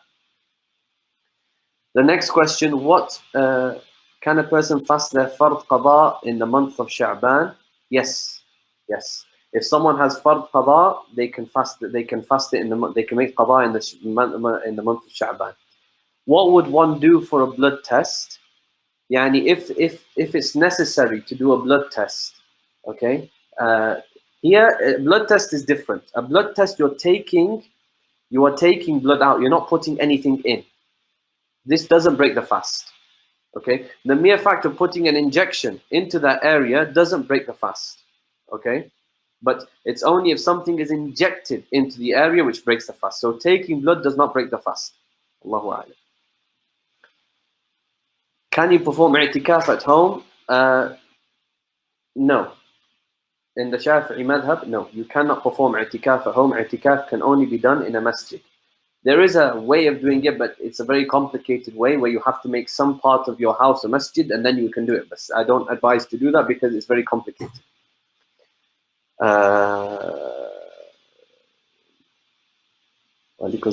Does using a spray on deodorant break the fast, or deodorant break the fast, or is it permissible to do while fasting? Applying perfume in the Shafi'i madhab during fasting hours is makruh. It's disliked, even if it's on a Jum'ah.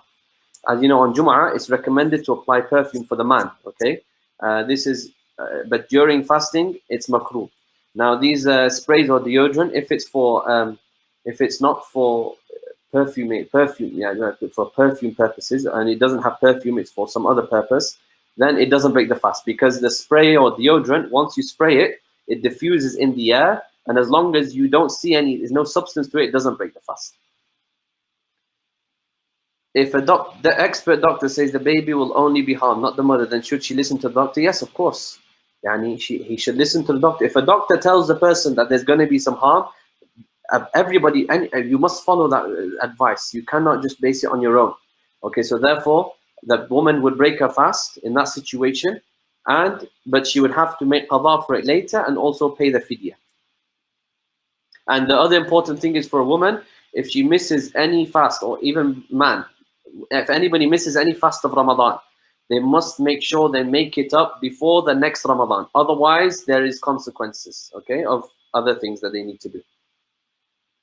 Sayyidi Sheikh Mustafa, ahlan wa sahlan. Some calculations seem to rely on calculation for the new moon and not necessarily the visibility of the moon.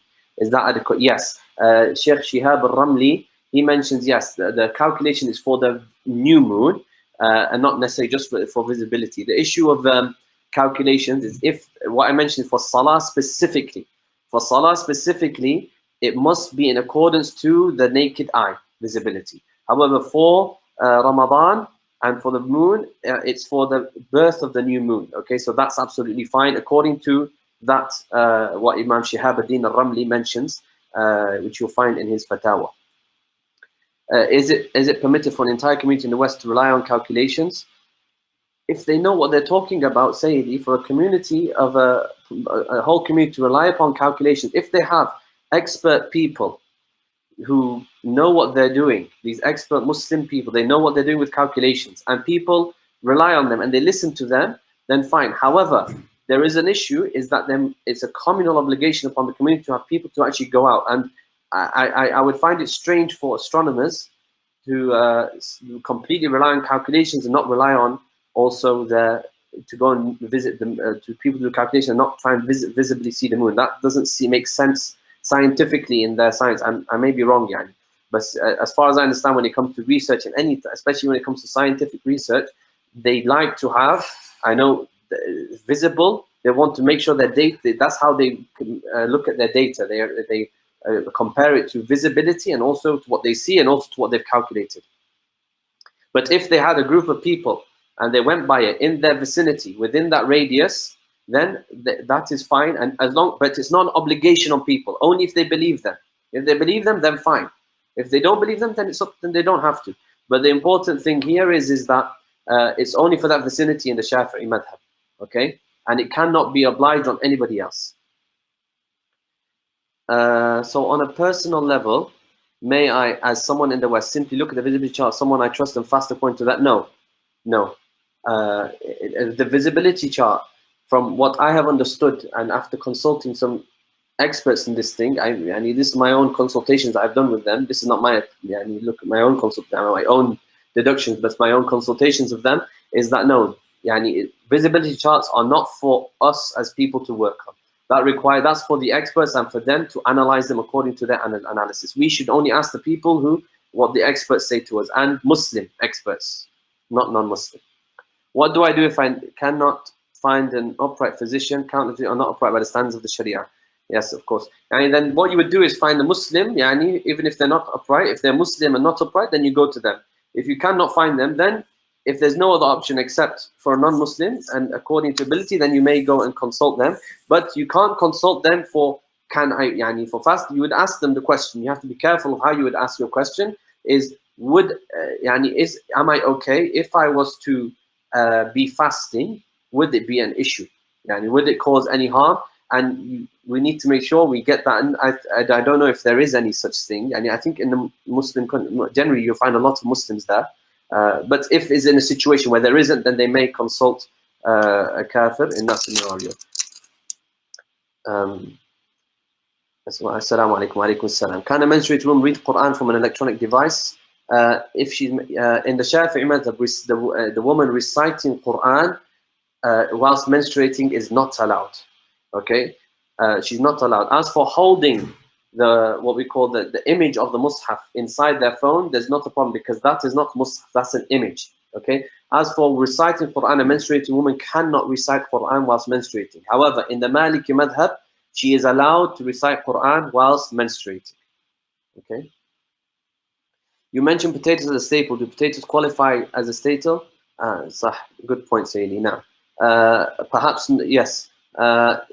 Potatoes, it's not a seed, so perhaps it wouldn't count as staple. Then perhaps it'll be wheat in the UK. So if I mentioned potatoes earlier, I was incorrect. It should be something. We'd have to look at what we call things that come from seed or something like that. Yeah, like grains. Sorry, grains, not seed, grains.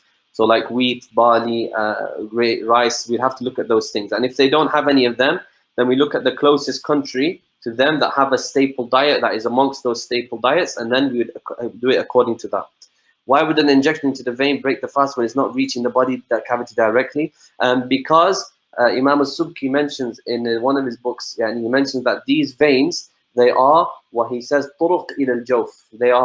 They go directly into the jawf, and there are ways that go straight into the jawf. So because of that, Sheikh Salim Bukayr Baghithan and some of the other ulama went with this idea that it does break the fast, and that is personally what I have been convinced with, because it is a direct passage into the jawf. The vein goes straight into the jawf. It's a direct passage into the jawf, just like the throat and so on and so forth, and becomes an open orifice. But is it valid, even if risky, to eat until you are sure that Fajr has entered, isn't it? Since the default is the continuation of the night. Yes, if a person feels that the Fajr has not entered yet, okay, if a person feels that Fajr has not entered yet, and or they believe Fajr has not entered, you may eat until you have confidence. However, Imam al-Ghazali made a very important point. This is important, that when the person goes into shak, he cannot keep on eating. Doubt. If he's once he hits the point, the window where he feels that has it entered or not, he's not allowed to enter, because Imam Ghazali said this window is now ما لا يتم الواجب إلا به فهو واجب. If an obligation will not be completed except with this. And he mentioned this in Ihya, and he also mentioned this in Al-Mustasfa, and the ulama have also cited this from Imam al-Ghazali. So if they're sure it hasn't entered, then fine. But if they are in the moment now, they feel there's doubt, then they cannot eat at this point. It becomes haram for them to eat at this point. Not recommended, it becomes haram at that moment. Joining Isha al-Maghrib is not the position of the school, correct? Yes, it's not the position of the school in that situation. It's a position of some of our ulama, what we call ikhtiyarat, of some of the mujtahideen of our madhab, like Ibn al-Mundhir and Abu Ishaq al-Marwazi. And even then, it is not relevant if a person can sleep in the day, for example, or can pray Isha just before Fajr, correct? Yes, Sayyidi. This is only relevant for the person who is in a situation. They cannot delay they have work the next day, or something important the next day cannot be delayed, and they have no other choice except to do that, and they are extremely tired, or they're going to be in such extreme difficulty, they're going to experience such extreme difficulty in this situation, and only in that situation may they combine. And as I said, every day will be taken and considered separately, and they cannot make a habit out of it. Is it permissible to pray Taraweeh while using a mushaf? In the Shafi'i madhab, yes, you may hold a mushaf whilst praying Taraweeh. Okay, but one thing to bear in mind whilst you're doing it, in the Shaafi'i madhab, if you do 3 consecutive movements, it breaks your prayer. So if you're turning the page in the mushaf you need to make sure it's with 2 consecutive movements or less. The other important thing is, if you're reading from Mus'haf, it's haram to put the Mus'haf on the floor. You need to find some way and some means to make sure that the Mus'haf doesn't go on the floor when you go to ruku' or sujood. Jazakallahu khair, Sayyidi Sheikh Mustafa. If a person doesn't make up his fast by the next Ramadan, what are the consequences? They would have to pay. For every day that they have delayed till the next Ramadan, and which they should have made up before that Ramadan came. They would have to pay an extra fidya for each day, which will actually count and add up. A woman suffers from anxiety. Sometimes the feelings of anxiety are very strong, which lead to a panic attack. Sometimes these feelings are brought on by lack of food or water. In this instance, can she break her fast? If this can be affirmed by a doctor, again, Muslim doctor if we can get one, an upright Muslim doctor, if this can be affirmed from this, and there are no other alternatives that can assist with this situation, and it can get quite bad, it can get really difficult for the person, okay, extremely difficult, because anxiety can become really bad, and it gets to can become quite severe, then yes, they'll be excused. This will be considered a severe hardship, and they'll be allowed to break their fast. But with those conditions, as I mentioned, there's a procedure that they must follow, consulting the physicians, Muslim physician if they can get one, definitely an upright. Then on top of that, making sure that they must also, if there's any alternatives that they can do, which they can help them, any form of, I don't know, ways that they can help them relax, that can avoid the food taking all the means that's possible. And if there's no other means, and this is really the lack of food and water is what's going to cause that, then what they would do is fast. And when it gets to that point where it can cause that problem, it can get severe, then they can break their fast. In my experience, even Muslim doctors are quick to say one cannot fast, even when afflicted the most basic health issues. If we can't trust our doctors, how do we approach making the decision in breaking? Yani you should try and look around. And if there are Muslim doctors, a Muslim doctor, as I said, if there is even this, our scholars mentioned, for the doctor, in terms of the advice that they give, even if they have the slightest of concerns, okay, and it's valid, on valid grounds, then they can tell you that. Even if it's a slight concern, it doesn't have to be a major concern, slight concern, they can tell you that, and you can act according to that. However, if we're in a situation that you don't trust these doctors, okay, then in that situation, you must find doctors that you trust. And if you cannot, then you cannot break your fast, unless you get to a point where you now start experiencing severe hunger, thirst, or you get to a point where you got, fainting or something like that may happen if you don't break, or something severe may happen if you don't break. Then and only then would you be able to break the fast. Do eye drops break the fast? Good question. No, eye drops do not break the fast. Okay, when I was speaking about orifices, the eyes, they do not break the fast. Okay, anything goes in the eyes, they're not considered to be open orifices. They do not break the fast. Following your point on i'tikaf only in masjid, does this apply to women also? Yes. Okay, in the Shaafi'i Madhab, yes, this is also the case. The i'tikaf, okay, for women is not, for i'tikaf will only count in the masjid in the Shaafi'i school. It does not happen in the house. If someone wants to follow another madhab with regards to that, they may do so. Regarding paying the extra fidya for the fast not made up by the next Ramadan, do they pay the fidya and make up the fasts? Yes, must do both. Okay, the only person that doesn't have to fast and only pay is the person who is the person who suffers from a chronic illness, and those are the people that just pay for every day that they've missed in Ramadan, and they don't need to make up any fasts. Another question actually came up to my mind. Someone hasn't mentioned it here, but if someone has passed away and they've got fasts missing, they've missed some fasts in Ramadan, can they fast on their behalf? Okay.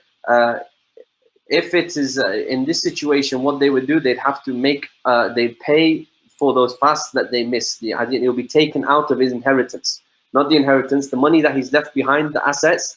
That money will be taken out for those fasts that he missed and paid for inheritance. Okay. On the other hand, some of the madahib have allowed someone to fast on behalf of that person. Okay. If someone didn't fast while pregnant due to fear of self and baby, and they have not paid fidya yet for those missed fasts, what do they do now? In the Shafi'i madhab, what would happen is that it will double every year they miss it. So what they would have to do now is calculate. So example, let's assume that they've missed one Ramadan. 2 Ramadans late, and now it's 2 Ramadans from that. And they still haven't made up 3 days of fasting from the first of Ramadan, the first Ramadan that they missed. Okay? Now they've reached the second Ramadan, they would have to pay double fidya for each of those days. Okay? So that actually becomes a little bit difficult for people. So in this scenario, I would perhaps advise people, if they find it difficult, to perhaps consult a scholar in the Hanafi school, as I believe that they don't have to pay for anything, rather they just have to make up the fasts. But someone, and I need to emphasize this, if someone should not be leaving their fast to the next Ramadan. If you missed anything from now, if now you've understood and learnt it, from now inshallah apply it, that by the next Ramadan, you make sure you make up all your fast before that time, according to ability, of course, and from then on in, take it from there. Okay. What has happened before, you may follow as I said, consult a Hanafi scholar, and they will inshallah provide you with an answer that hopefully will make it easier. You'll still have to make up the fasts, but there will be the money penalty will not be it won't be there. Is it valid to use a mushaf on a mobile in Taraweeh to avoid putting it on the floor? Yes. Okay, and even if you put your mobile phone on the floor with an image of a mushaf, it's not haram, okay, because it's a mobile phone, unless somebody intended particularly and they said, I want to put this image of the mushaf on the floor out of disrespect to the mushaf. This is not only haram, this will become kufr, okay, because of the intention. But the image on a mushaf is not a mushaf, so it does not take the same rulings as that in that scenario. What if someone didn't keep track of their missed fast due to menstruation and years have now passed? Do they just take the maximum number of possible days and then calculate the fidya? Yes, you would have to make an estimation, okay? Estimate to the best of your ability. Try and track it back as much as you can. Make your best estimation and overestimate it just so you're sure, and then work off from there, okay? And Allah subhanahu wa ta'ala knows everybody's difficulties, and Allah subhanahu wa ta'ala will surely help a person who's looking to come closer to him subhanahu wa ta'ala. And surely Allah subhanahu wa ta'ala is the most forgiving when it comes to debts that are owed to him subhanahu. But we should still try our best to make sure we fulfill and cover those debts that we owe to Allah subhanahu wa ta'ala. Okay? The relationship between humans to human is based on difficulty, but the relationship between humans to Allah, the slaves to Allah, is based on pardoning. But we must make our effort, and Allah subhanahu wa ta'ala will inshallah pardon us for our shortcomings. I think that covers inshallah all of the questions, I hope. We still have a few more minutes, about 6 minutes, if people have any questions.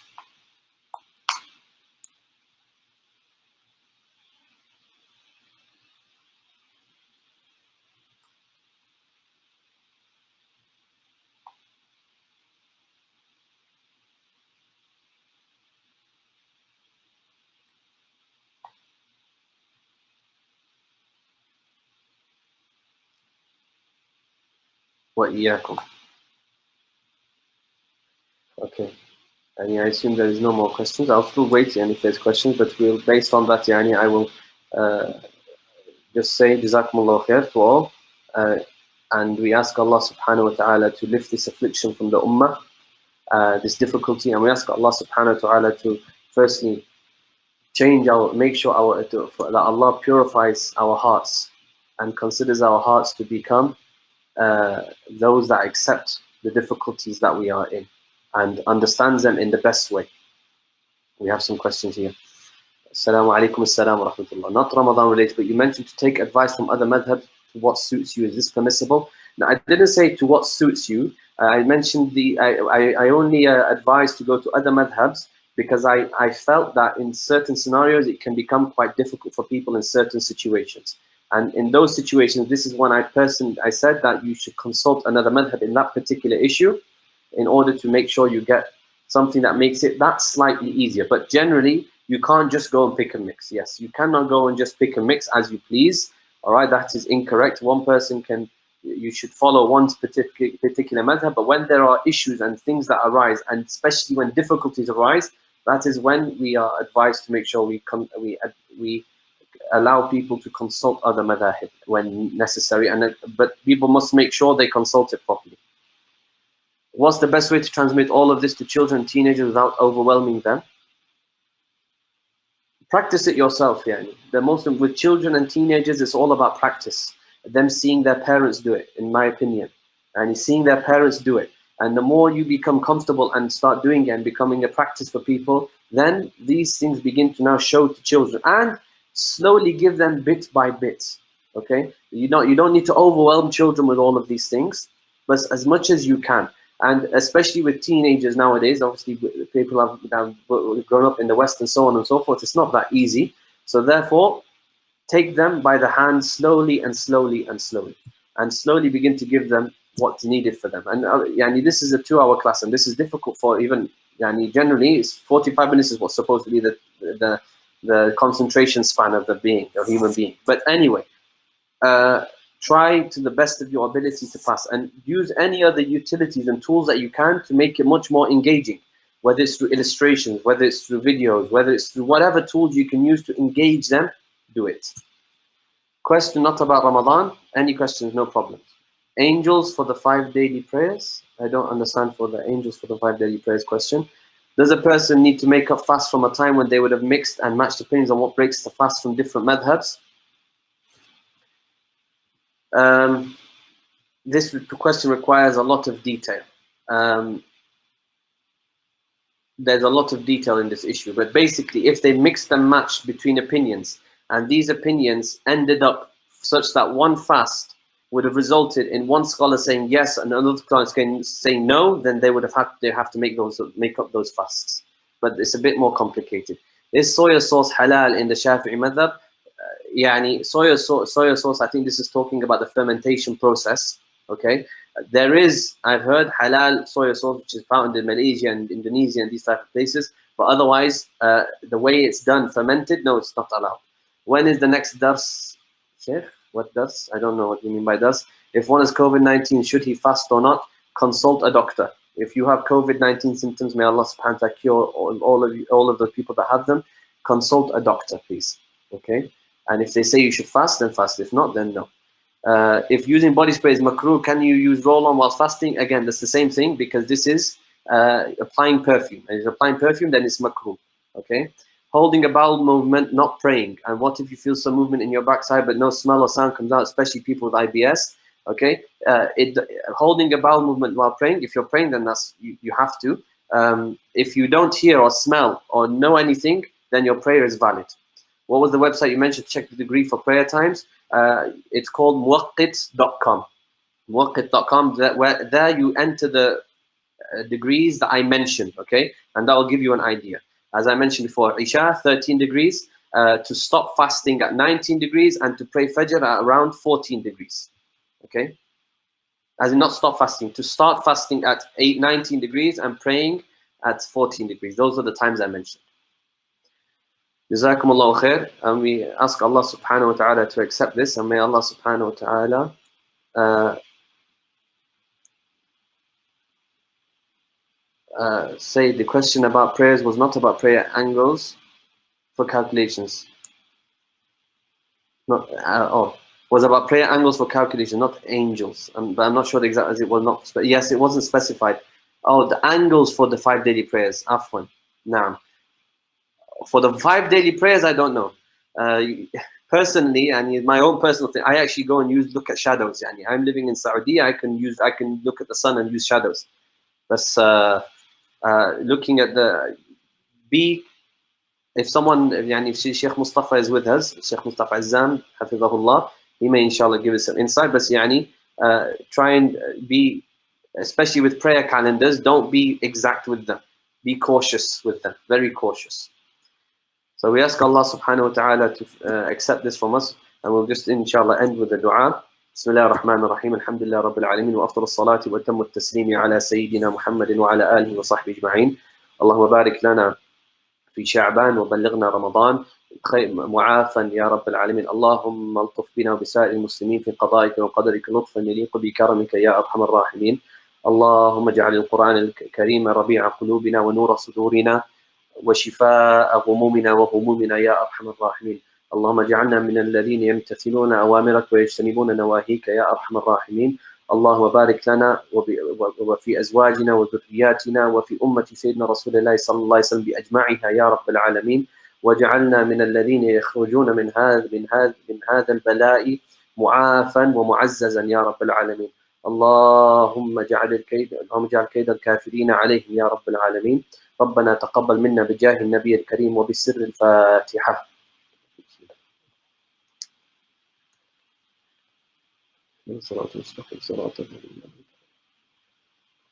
وصلى الله وسلم وبارك على سيدنا محمد وعلى آله وصحبه أجمعين، والحمد لله رب العالمين. سبحانك اللهم وبحمدك، نشهد أن لا إله إلا أنت، نستغفرك ونتوب إليك.